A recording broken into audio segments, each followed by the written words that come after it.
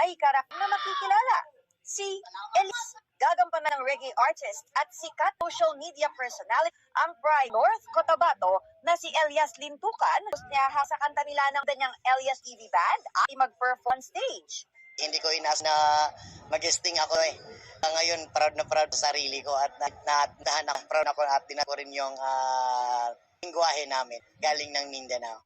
First acting project daw ito ni Elias, kaya memorable experience. Habang tumatagal, nasanay na rin. Okay lang naman yung pagka ng Tagalog. Yung expression lang ng mukha, tumatagal, nasanay na rin.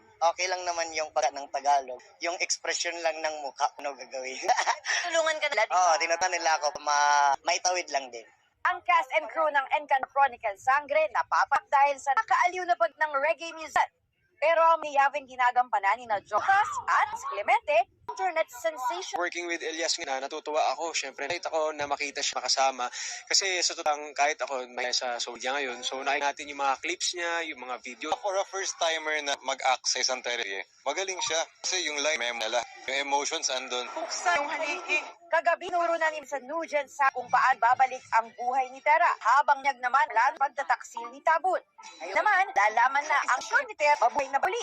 Si Mite may makikibagong pangin na i-update sa showbiz. And